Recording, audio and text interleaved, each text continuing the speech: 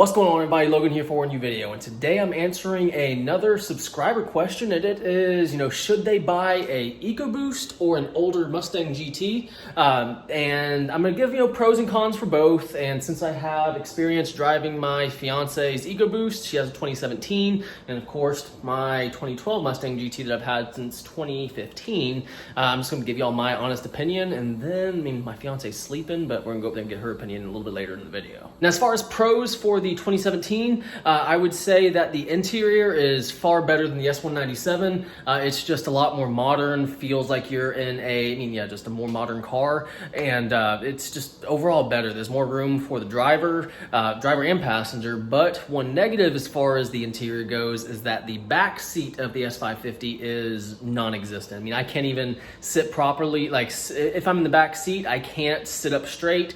My head touches the top, while in my Mustang, at least I can sit back there, I can sit straight. My head's, right there at the roof, but at least it's not touching. Another positive of the 2017 is the independent rear suspension. It definitely helps you going around corners, makes your car just feel more planted, while the S197 still has a solid rear axle. So you kind of watch out as far as when you're punching it. You can't really go around the corners too fast, and you definitely feel the bumps a lot more. And another pro of the 2017 is all of the electronics. Like, you have the whole track pack array as far as, you can do your quarter-mile time, 0 to 60, 60 to 0. You can store all those in your car. So my S197 doesn't have that, but I think if you get a 13 or 14 track pack, you're actually able to get that. So if you want to have that option, you can get a 13, 14. Now, as far as negatives for this car, I would say that it's not nearly as quick as the 2012. It's just really lacking power. It's only 310 horsepower versus 412 stock horsepower. Now, it is pretty much a full bolt-on car with the intake, long tubes, all that kind of stuff, but my car just feels night and day difference as far as just straight line speed. As far as when you're driving this thing, people, they know that you're driving a 4-cylinder. You don't really get as many compliments driving this as I do in my 12, but still, actually, I was getting gas yesterday, and an old lady at the pump said, hey, she likes the car, it's a pretty car, and I told her, hey, it's my fiance's car, but you just don't get the looks, you don't get the attention that a GT will get. Now, as far as the GT goes, the pros. For one, it is obviously much quicker than the S550 4-cylinder. It just has get up and go speed. It's quick. I love the way it feels. It has a solid rear axle, but I like that ruggedness feel. I like that feeling of, you actually have to know how to drive to control the car. it can get squirrely on you sometimes, but it's still fun, and it's a better driving experience for me. Now, I do have the suspension upgrade. I have the better, the BMR lower control arms. I have the panhard bar. So the suspension is upgraded a little bit, but it really just makes it feel a little bit more stiff, but I like that. My mom, she hates it. She drove it last year sometime, and she hated feeling every little bump. Literally, if you're driving down the highway, you run over a quarter, you can probably literally feel it. So in the S550, that's not that case, because the independent rear suspension, you really don't feel bumps as much, but in my car, I'm bottoming out everywhere I go, but that's just because of the lowering springs. This is still on the stock ride height, but still, it's just a little bit more rugged of a feel. But the power in this thing is a night and day difference. When you push the pedal, you're going. In the Ecoboost, you push it, you can feel a little bit until the turbo kind of spools up. You can definitely feel when the turbo kicks in, but in the V8, you feel it as soon as you push it.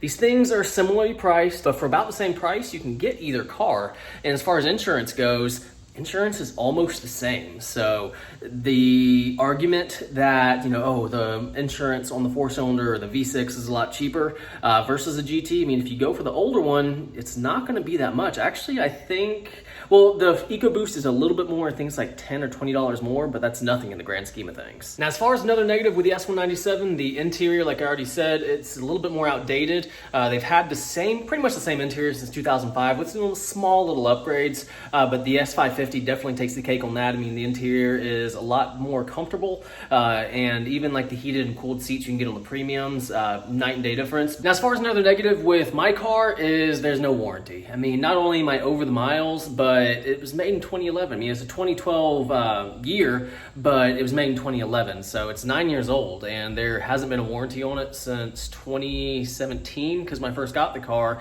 I got an additional 2 years and 36,000 miles. miles. Well, that went in no time at all. I think I got the miles before the years, but no warranty on this. While this car over here still has a warranty, I think for another 1.5 to 2 years. So if you get a Ecoboost, you might not really have to worry about anything breaking on it as far as, you know, the drivetrain goes, because it can just be replaced under warranty. Versus this, I had to replace the molded lead frame 2 years ago, and that cost me $1,200. I mean, not too expensive, but still, it's $1,200 I wish I didn't have to spend, and if it was under warranty, they would have replaced it right then and there. So as far as my opinion, which one should you get, an old GT or the newer Ecoboost?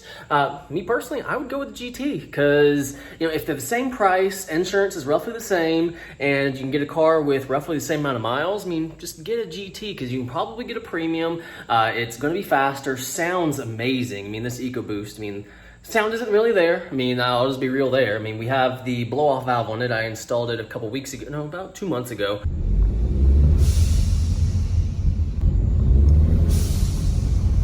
But it's just a night and day difference with these cars, the handling, the looks, the attention you get, and really just the overall experience. But let's go ahead and head upstairs, get the fiance's opinion. She had an inventory at like 5:30 or 5:45 this morning. She had to wake up at like 4:30, but hopefully she's not sleeping. Hopefully she's not too mad about me waking her up. Babe. Sleepy? Got a question for YouTube for you. Oh. Do you prefer my car, your car, and why? I'm sleeping. Come on. Your car. Oh I prefer your car because it's faster, and whenever I hit the gas, it actually goes. Mm-hmm. But I have AC. Okay, you can't count that. Okay, my AC, yeah, it's still broke. And yeah, this is Texas. It's freaking miserable driving my car sometimes, but go. I also prefer the push to start because I have a heavy keychain. I have a lot of stuff on my keychain. So I definitely prefer the push to start, but overall, I would rather have a GT. I just feel like a 4-cylinder is just a Camry with a pretty body. Yeah, can't blame you there.